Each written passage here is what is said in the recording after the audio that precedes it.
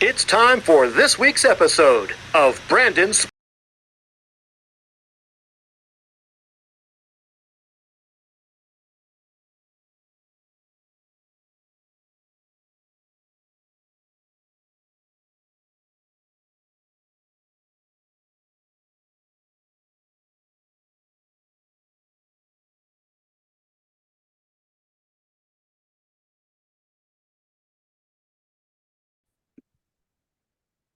Welcome back to Brandon Sports Talk. In today's episode, I have the privilege to interview the New England Patriots historian Bob Hyldburg. How are you doing today? Awesome, Brandon. How are you? I'm doing wonderful. Can you talk about how you knew that you wanted to get into professional sports being a historian?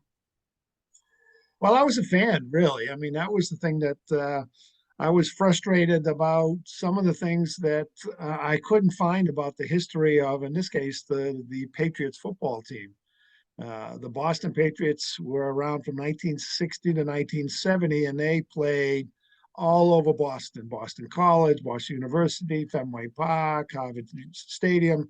And they had 4 or 5 employees, and they moved and they lost records and they didn't get on TV much. So when I started meeting some players when I, was in my teens and then college, they were in the 70s and 80s. And I always wanted to know how the team started, where did the name came from, and just started digging and meeting people. And if I didn't really network with reporters and people that were kind of broadcasting the game, they wouldn't have let me find the people that were the chief statisticians of the teams in the 60s and 70s.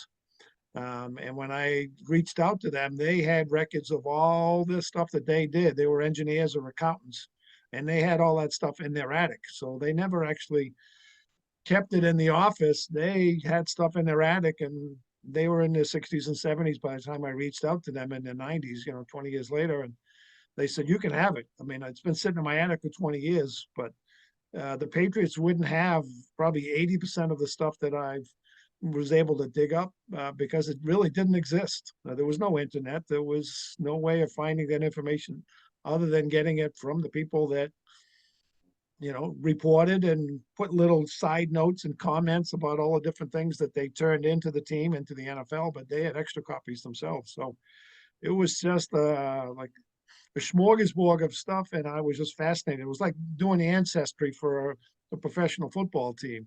And it was a challenge, and it was a hobby, and it was a fun thing. And as I had uncovered stuff, I'd get on the radio, I'd get on TV, and I became known as Bob the Stat Man. And some of the people that I talked to, they said, we don't want to do this anymore. We're in the 60s and 70s. And by that time, I was in my 40s. And I said, give me everything I can. And over a period of time, that everyone kind of said, Bob's doing all this diligence of microfilm and going to the Boston Public Library and looking up all these records of obscure stuff. So I didn't really want to become the historian, but just the more I get into it, the more I loved it. And eventually that's the reporters and the newspaper people said, he's the guy that's going back. We'll call him the historian. And I ended up working for the NFL for 13 years at every Patriots home game. So I got a pretty good gig out of that too. Of course, before getting started, how did you know that you wanted to work for the New England Patriots versus any other sports team in the NFL or even in other leagues? Well, I actually get the job I ended up getting was working for the NFL at Patriots games. So I wasn't an employee of the Patriots, but uh, one of the things that really got my name out there is that I wanted to help people get into certain awards. And Gino Cappelletti was a guy I met when I was 9 years old, the first football game that I ever went to with my uncle and my dad. And it was at a game at Fenway Park. And a lot of people don't even know the Patriots played 5 years at Fenway Park, the home of the Boston Red Sox.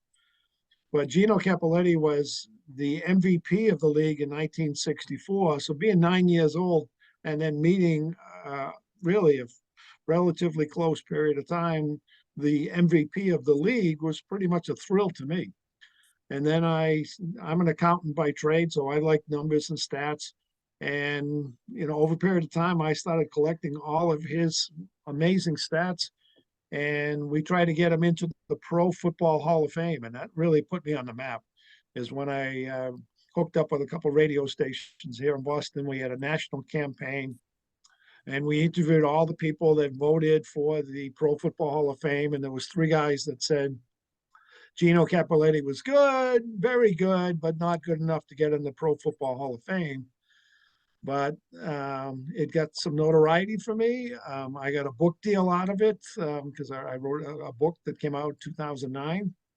And I was part of a team that helped Andre Tippett get inducted into the Pro Football Hall of Fame. So I got involved in a couple different things that really propelled people, their stats in their career. And it really turned into a company now. Now, I share all these stories about persistence and determination and never giving up, and having a goal and a vision in mind. So, the company I deal with now just says, if you really want something bad enough, it might take you 15 years to do it. But it's been an exciting journey of just putting one foot in front of the other, and just getting things done, doing a job that really no one else thought could be done. And I'm proud to have said that some of the stats that I um, have helped people elevate themselves to numerous, levels like the Pro Football Hall of Fame. Of course, during that time, what has that been like? Obviously, helping those players get inducted into the Pro Football Hall of Fame due to your stats. Well, one of the things that if you go to the Patriots Hall of Fame, they have an interactive computer display on their third floor. So the Patriots contacted me and said, you have all these stats about every single player, even if they only played in one game for the New England Patriots. So being a local guy, being a Boston guy, and doing all this due diligence, now you can go to the Patriots Hall of Fame and go to a computer and push in a particular, show me everyone that ever wore number 11, or show me everyone that ever went to Michigan, or show me everyone that has been inducted into the Pro Football Hall of Fame. There's over 168 different categories of stats that I've developed that fans can go in there and just press a button and look at all these stats. So it's been pretty amazing to me that you never thought, when I'm meeting some of these players, that someone that maybe went to a game with their uncle in 1975 can go to the Patriots Hall of Fame and kind of reminisce about that play or that game or that stat. And now it's in the Patriots Hall of Fame, and there's like 1 million people a year that see that. So I'm honored and thrilled, but I never really imagined it would get to that point where every stat that I've ever put together is available for anyone to see just by going and looking on a computer at the Patriots Hall of Fame. Of course, what was that process like, becoming the NFL photographer and getting to cover the home games for the New England Patriots? So one of the things that I was doing when I was doing this research for my first book called Total Patriots was looking up all the stats and everything that they did. And the vice president of media relations came in the room and said, the NFL is looking for people that are really serious about statistics. And we have a thing called player participation. So really, we want to know every single player who's out there on every single play for both teams. So that's why I work for the NFL. So all this information gets sent to the NFL, and then they analyze it and they send it out. So they said, we want you to become a photographer. And I said, well, that's not a big deal. So they trained me to do that. And I was outside, either on top of the Gillette Stadium, 150 feet up, looking over the field on a tripod and taking 4 or 5 pictures for every single play. And there's about 170 plays in a game. So sometimes I'd end up taking 1,000 pictures, during a game. And I did this for, I don't know, 14 years. So, and 10 games a year. So you're looking at over 100,000 pictures that I took of every single player, you name it. I mean, from Brady to the punt return with Edelman or Gronk. I mean, just to be there and just be one of only a few people to be on the top of the stadium, 150 feet up, standing on a piece of plywood was pretty amazing. There's probably only been 10 people that have in the history of the world that have been up there, and now they've changed it all, and there's a whole big scoreboard there. So where I was standing is no longer there. But it was really incredible, and it was just that they knew I was passionate about keeping stats and focused on what I had to do, and we were part of a team that did this, and I was like, let's do it. And even in New England, there was only a couple of cold games. There was some really amazing games, the playoff games, and but it was just a joy and a thrill. And I was just every time I was up there, I can't believe that I'm taking pictures of some of the best players and the best athletes in the history of the world. I mean, especially the other teams when they came in too, Patrick Mahomes and certainly in 2007 we had Randy Moss and some of the guys that are up, Ty Law, and some of those guys that are just in the Pro Football Hall of Fame now.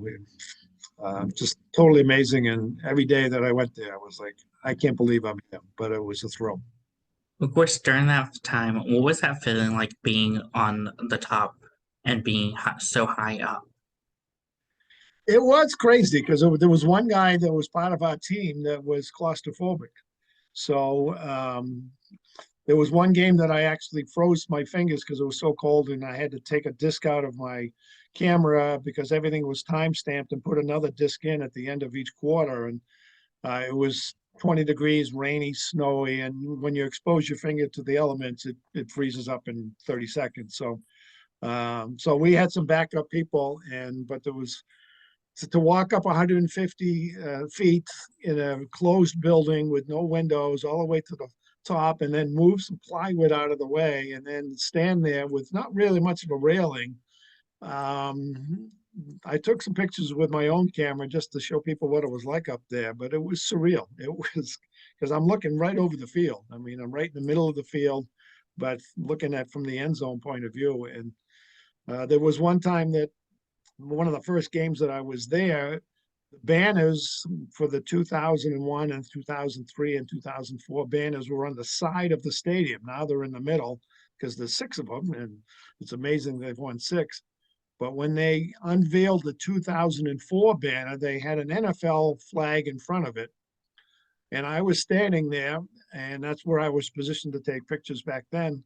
And they rolled up the 2004 banner, and behind it was the 2004 world champions. So if you see any of the videos when that championship, there's a guy there with a white shirt with his arms raised up. I'm the only one there.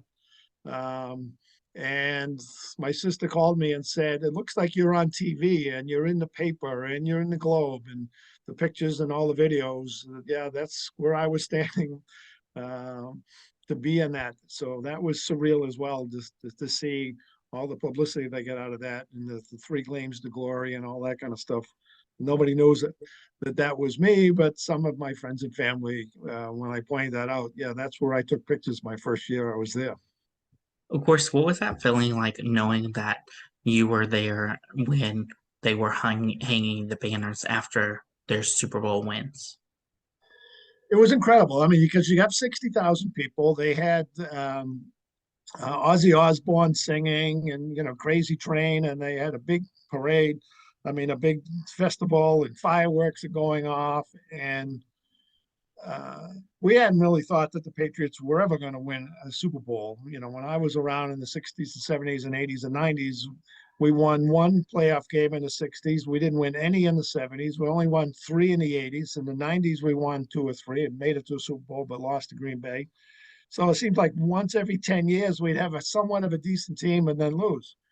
So for them to beat the Rams and then the Panthers and then 2004, the Eagles, it was same thing, surreal to be there. It was amazing. And I just still pinch myself that I was part of that whole atmosphere, I guess is the best way to put it.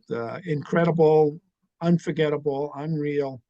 And pretty amazing. If you really want something, sometimes these you get lucked out and you're part of that celebration. Um, just immense. Of course, as a historian, what has it been like obviously getting to cover the Patriots dynasty? Yeah, it's been pretty incredible. I mean, some of the things that I've learned about persistency and work ethic and discipline, and a lot of people that talk about do your job, you know, that really didn't exist, in the business world until the Patriots started winning. But their do your job mantra started with Bruschi and Willie McGinnis and Ty Law when they were there with Bill Parcells in the 90s and Pete Carroll before Belichick. So being part of that atmosphere and meeting these guys and getting their story and seeing how they all work together as a team, those are lessons that I'd like to share with people. Is that football is a team game. If one guy screws up and the quarterback gets sacked, or you fumble the ball, or you make a mistake, the whole team could lose one game just on one play. Sometimes it's two or three plays that makes a difference. And so for everyone to be completely focused, and that Atlanta Falcons game where they're down 28-3, there's so many lessons of what Atlanta did wrong and what the Patriots did right to come back with almost 1,000-to-1 shot to come back and win that game in overtime. So there's so many life lessons in that. And that's one of the things that I've done now is taking that to a business point of view and say, our Untold and Unlimited LLC brings those stories to life to say, never give up and play to the last second and be persistent and know how to do your job and do the fundamentals and just work your butt off. Um, Atlanta was failing down the end, and even though James White scored 20 points in the game rather, and a couple of touchdowns, he said, I was so tired, but we had to win the game. And his last play tied it up. He says, I don't even know how I broke a few tackles, but it was all mindset. It was all like, we are determined to make this story an unreal story and to win this game. Just that mental discipline, that mental focus really elevated, the whole world just to see that happen. What was it like obviously getting to write the Total Patriots book? Well, the thing about the Total Patriots book, it ended up being 800 pages. And as I was writing everything down, I wanted to collect every stat that you could ever imagine, every onside kick, every um, fumble recovery that, turned into a touchdown or whatever. And as I'm putting it together and going through microfilm and reviewing every single play and looking at the line by line of everything that ever happened, I'm thinking of a 16-year-old kid that might want to become a sports reporter. And little did I know, many years later, when I did a book signing, I met the 16-year-old girl in Marblehead who was very, very nervous. And I said, why are you so nervous? She says, I want to know more than the boys. And I'm going to get you a book and I'm going to be a sports reporter someday. And it happened. I mean, I followed her career. She's doing amazing, but uh, for some reason, it was in my mind that Tuesday night and I'm looking up something in the Boston Public Library about a game in 1972 where a guy did something for the first and only time.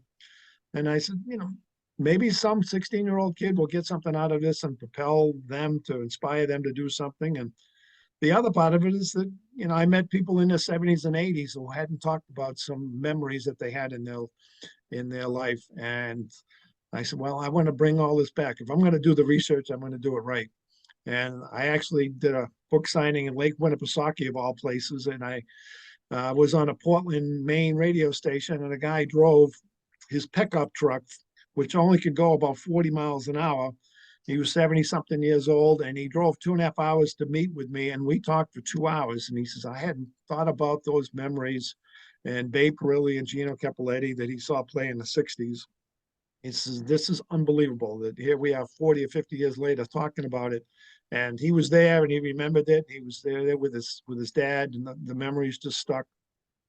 And I could talk to him about it. I wasn't there, but I interviewed those guys and heard their stories. And he asked me questions. And we went back and forth, and I made his day and he made my day. So it's when I'm putting all this together, you're thinking of who's going to get something out of it. And I was always thinking about someone else will get something out of it. So I have to do the right job here. Of course, leading up to writing that book, what was that like gathering the information and interviewing the players that played in those centuries?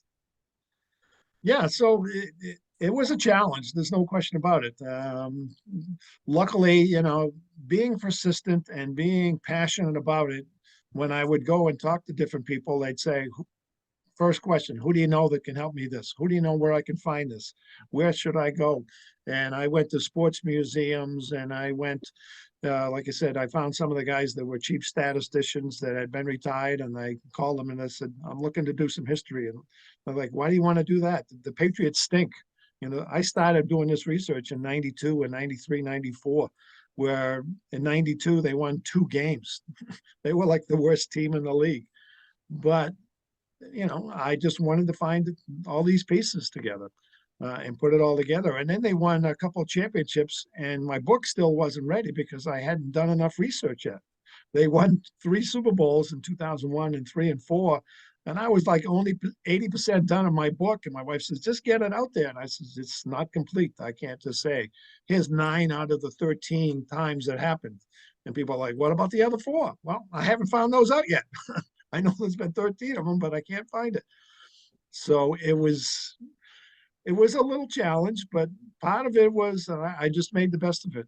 I would spend an hour in the library, and it was just part of my schedule. I would go, maybe 10 hours a week or 15 hours a week, and was just focused on it and just did a little bit at a time. It's like eating an elephant, one bite at a time. I would just pick on one project, and if it took me 2 months to finish that, then I would finish that and move on to the next thing. And this big jigsaw puzzle, it took me a long time to put it together, but when it came together, it was really magical. What was that feeling like getting to go on ESPN and Fox Sports and different sports and radio shows telling about your story and about being a Patriot historian? Yeah, so I mean, in order to really be out there, I mean, I really wanted to share these stories. So I was a little bold of kind of getting there. There was ESPN came in with Mike and Mike in the morning, and they had a show at the Hotel Commodore, Hotel Commonwealth in Commonwealth Ave, right next to Fenway Park. So they came as a remote, and I showed up at 7 o'clock in the morning, and they're setting up their booth and all their equipment and stuff like that. And I went up to them and I said, I'm in the process of writing a book, and Mike Golick played against the Patriots, and his brother Bob played for the Patriots. So I had my research ready, and I says, if you guys got 3 minutes or 5 minutes, is there any way that I could be on the show? And I wasn't really part of it, and they weren't planning of it. But when I told them, I said, I have this, they're like, oh my God, you're prepared? All right. And then they came back from the break and they said, hey, we got this guy Bob that wants to talk about it. So Mike Golick and I had a good conversation, and then we talked about Bob, and they were like, man, you were great. So I was prepared. I really wasn't nervous about it because I've been practicing, and I just was there and said, let's do it. And they saw my passion, they saw my knowledge, they saw what I did, and it's like, this is fun. I could do this. I mean, I've been on radio before and on TV before, but this was the first time that I was on a national broadcast, and I just kind of just stood up and said, let's go. I got some stuff that might be entertaining. And they said, yeah, we agree. Let's do it. Of course, what was that experience like getting to work with Mike and Mike and being on their radio show? Yeah, it was a radio and TV show. So they were doing it as well. So it was fun. I mean, that's the whole part of my whole journey, is that I've enjoyed the process. I've enjoyed the fun. I've enjoyed the feedback that I've gotten from people and received from people. So when I'm out there, it's just I'm reaching out to people and saying, I got this great story, and I think you get something out of it. And then you get feedback and said, I hadn't heard that story in detail for 20 years or 30 years. Thanks for sharing it. So I brought a lot of stuff back that people really resonated with. They were there, they experienced it, they remembered it. And when you get feedback to say, do you have any more stories? Yeah, I have more. And they just keep bringing me back. So The whole idea is being prepared, knowing if something comes up, and of course I've spent 15,000, 18,000 hours researching all this stuff. My wife would quiz me all the time. Tell me about this guy. Tell me about that guy. And I was like, all right. So I'm not sure I have a photographic memory, but I spent so many times writing it and putting in the different chapters and putting it all together in my mind as to how it related to whatever story it was. It's kind of in my blood now. As a Patriot historian, what was that experience like getting to cover the Tom Brady and Rob Gronkowski era? Yeah, it was absolutely amazing. I mean, Tom Brady is a story in itself. I mean, Tom Brady, he plays for a high school team and they don't even win a game and he doesn't even get a chance to play. They go 0-10 and he's on the bench. And he's like, so then he goes to Michigan and he has to fight for his job in Michigan and he's the second string and third string quarterback. And then he comes to the Patriots and he's the 199th pick in the draft. And everyone's like, we'll just take a chance on you. And he's the fourth on the depth chart. But he wanted it so bad. And, one of the stories I tell about Brady is when he was 9 or 10 years old, his older sister Maureen was the star athlete. And Tom was upset. He says, I don't want to be known as Maureen's little brother because Maureen made the Olympic team in the softball and she was in the Hall of Fame in high school.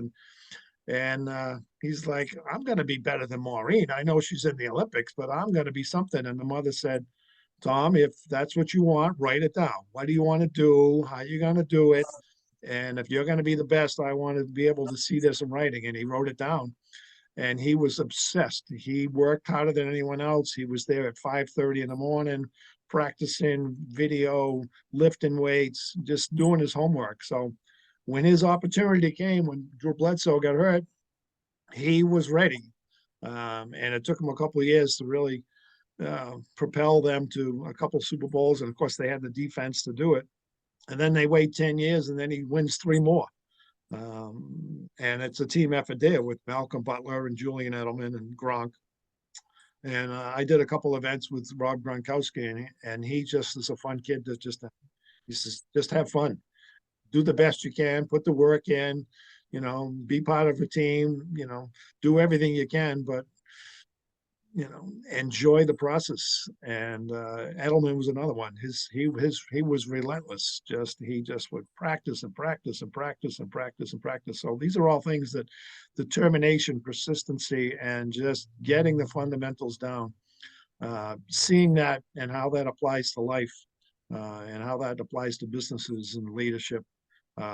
Totally amazing. It's changed millions of people's lives of seeing another 6th-round pick, Julian Edelman, or an 8th-round pick like Troy Brown that makes the team, and now he's in the the Patriots Hall of Fame.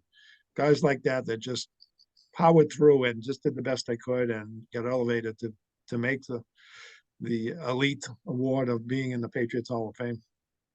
As a historian, what has it been like obviously getting to see those Patriots players that you have covered throughout the years make it into the Pro Football Hall of Fame and even the Patriots Ring of Hall of Fame?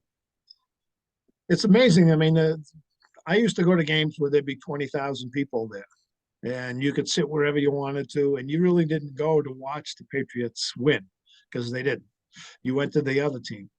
And now the expectations, even though Brady's been gone for a few years, there is still the expectation that down the road the Patriots are going to win another Super Bowl. And like I said, they went 10 years without winning. They had the perfect season almost 2007, 18-1. They lose to the Giants.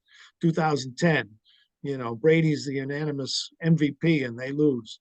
And then 2012, I mean, it's so close, so close. They lose to the Giants twice. And then 2014, 16, and 18. So it's amazing that whole Tom Brady having really 2 Hall of Fame careers and surrounding himself with players that most people don't really remember too much about, but he elevated the whole team. He elevated Malcolm Mitchell that probably only had 2 good games in his career, but one of them was against the Falcons in the Super Bowl. Or guys that just kind of powered up and just did what they were supposed to do. We had a long snapper that was retired for a couple of years. He was teaching a Bible class in Louisiana, and they called him and said, "We want you to be the long snapper." And he comes to play. This is the long snapper, and he snaps it perfectly to Vinatieri to kick the game-winning field goal against the Panthers. So there's so many different stories of guys that just elevated their game to play the perfect game and to be part of a championship team. So totally amazing and totally a lot of fun to be there. As a Patriot historian, what was it like getting to cover the Super Bowl versus getting to cover just a regular game in Gillette Stadium? Well, the Super Bowl is, there's like 1 billion people watching it, so it's a totally different ball game.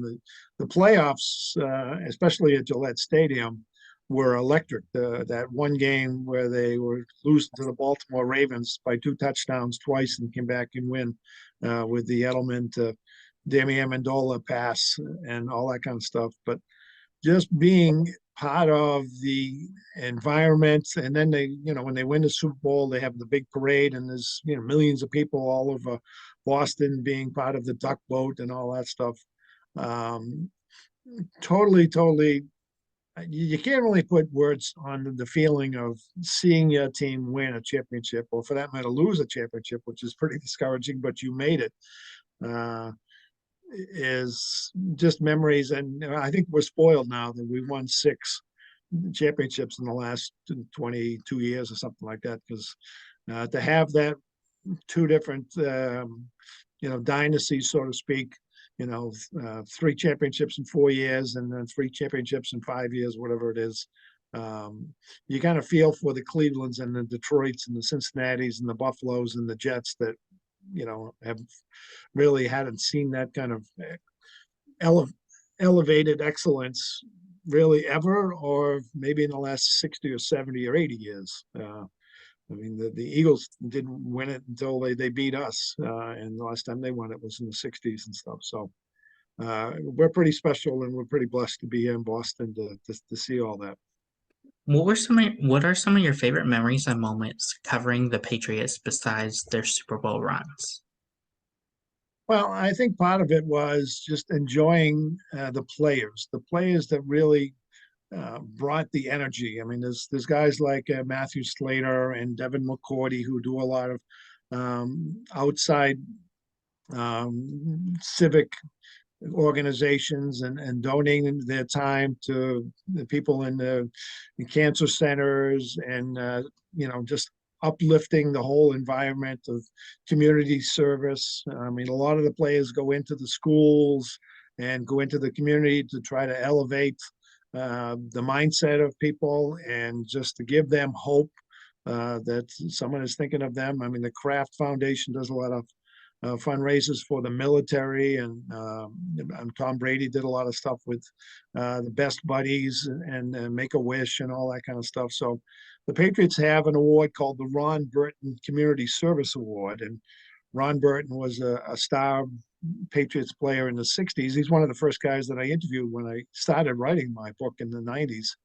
And his son and his whole family, for that matter, run a training village up in Hubbardston where they take kids, and it's a 8-year course where 6 weeks of the summer, they take these kids and put them in a camp in the middle of nowhere and give them all the spiritual guidance and all the leadership and really elevate them so that they have the schools, the skills and the mindset and the discipline and the focus to become elite people in the military or go on to college or become doctors.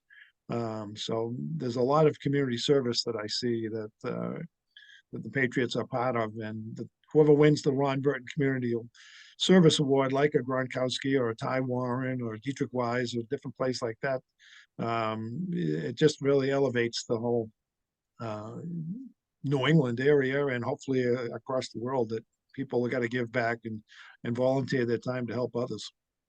Who are some of your favorite players that you have been able to cover in the Patriots? Well, Gino Capelletti was the first guy that I got a chance to really spend a lot of time with. Just a really class guy. His nickname was the Duke. Troy Brown was another guy that I enjoyed being with. Because Troy Brown was an 8th-round draft pick, and they don't even have the 8th round anymore.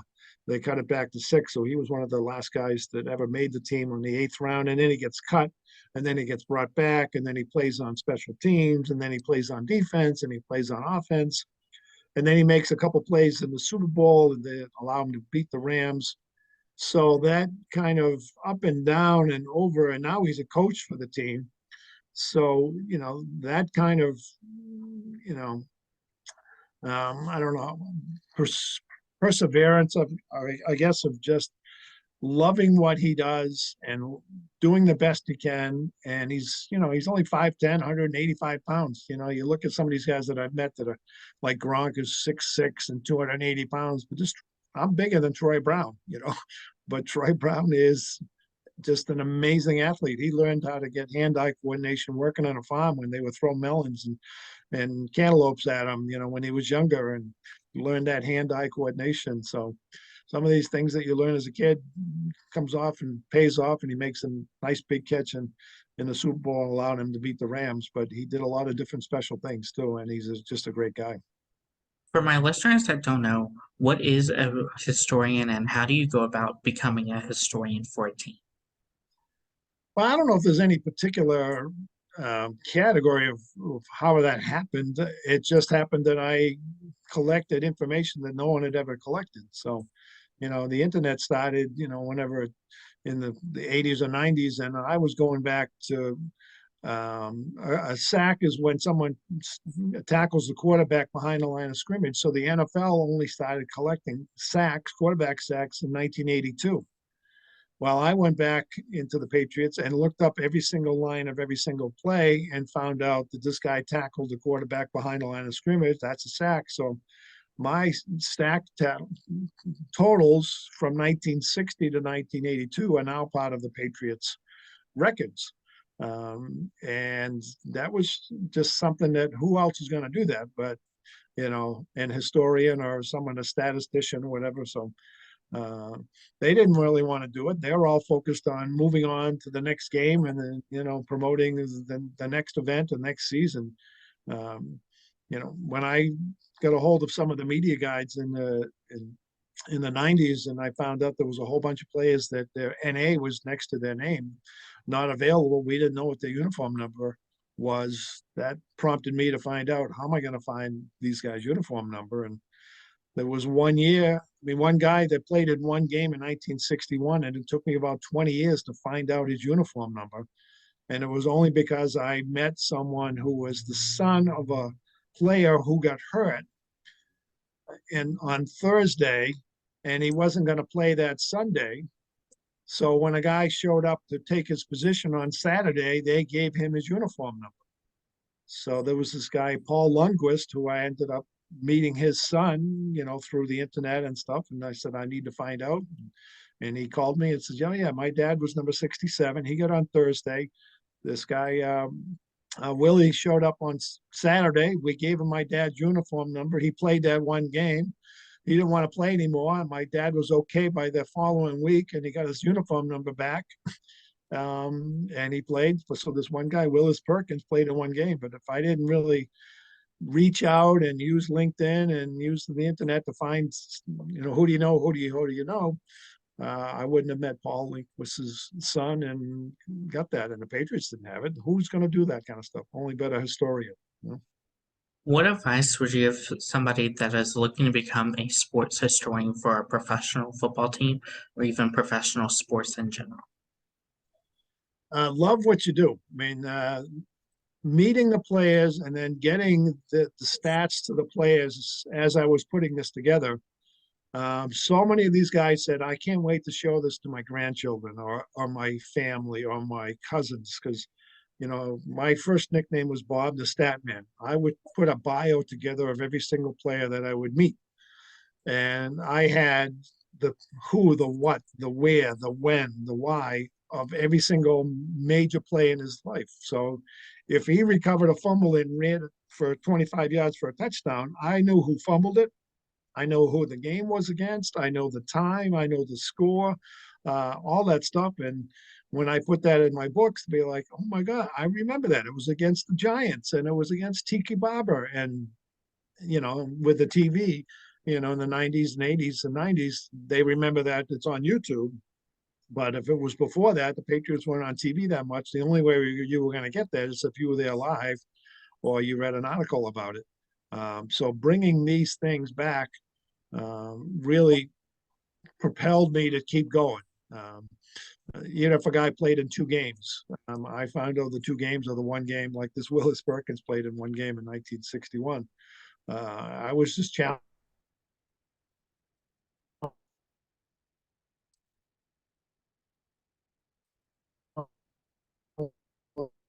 to buy it. So you got to have the passion, and you got to get it. And certainly with players that I met, and some of them are no longer with us. Gino Cappelletti, he died in '89. Nick Buoniconti, who's in the Pro Football Hall of Fame, he died recently. Babe Parilli, a lot of these guys from the '60s and '70s, they were so thankful that I was bringing stuff back before they passed on, that they could spend time with their family and their friends to go over it and to say, oh yeah, remember these, remember this, remember that. And like, it happened because of the research that I did. That's great. That's great. What advice would you give those people that are looking to get into sports historian? Well, to be in sports, I mean, you really want to get, the internet is out there now. There's a lot of stuff out there, but I think a lot of what you want to do is you want to really enjoy being with people, developing relationships. If I didn't develop relationships with all these people and have them trust me, to give that information and to spend time with me. So enjoy it, be passionate about it, and be curious. If you really want to find something out there, you just keep plugging and keep going and keep going. And who else can you help me with? And can I do this? And can I do that? So I was confident that I was going to find it. I didn't know how long it was going to take. I didn't care. But just enjoy the process, because the people that you meet, everyone wants to help you. If you've got something that says, I want to be able to do this, there are people out there that will mentor you, that will guide you, that will be like, all right, let me show you how to do this. There are people out there that have done this, and if you can do it better and faster and stronger, for whatever challenge that you're after, find people that are going to encourage you and support you, and then just have a ball doing it. That's great advice. Where can my listeners find you at on social media? So the podcast that I do, where we interview players and some of the obstacles that they overcome in life, and some of the media people that we've talked to. So the podcast that they should check out is Untold Patriots Stories. So Untold Patriot Stories is on every platform: Spotify, Apple, Google, wherever you get it. And if you want to go to Twitter, it's Pat's Statman Bob, P-A-T-S Statman Bob. And I'm on Instagram. My last name's a little confusing, but Bob and then HYLDBURG at Instagram. And same thing on LinkedIn, Bob Hyldburg, or check out my company, Untold and Unlimited LLC. And you can see that on our website there. Untold and Unlimited LLC is another way you can find me. Thank you again, Bob Hyldburg, for your interview, and best of luck in your future as the New England Patriots hit story. Well, this was awesome, Brandon. I appreciate the time and the great questions. And there's so many stories out there that people want to hear about, and I'm out there broadcasting, and I think I even have a YouTube channel too. Now that I think of it, just Bob Hyldburg. Check out my YouTube. I've done a whole bunch of, you can see my interview with Gronkowski and some of the other players that I've met over the years. So, but I appreciate you promoting the Untold Patriot Stories. We're in 16 countries, and people are downloading that fast and furious now. So there's some cool stuff in there, and I appreciate you helping me share the word about that. Thank you. You can find Brandon Sports Talk on Instagram at Brandon Sports Talk, Twitter at Talk_Brandon, and you can find me on YouTube at Brandon Sports Talk. Don't forget to like, comment, and subscribe. Thank you again, Bob Hickdurin, for your interview, and best of luck in your future. Absolutely. Enjoy the process, Brandon. You're doing a great job. You've been watching Brandon Sports Talk. Please feel free to like, share, and subscribe to Brandon Sports Talk on social media and on YouTube.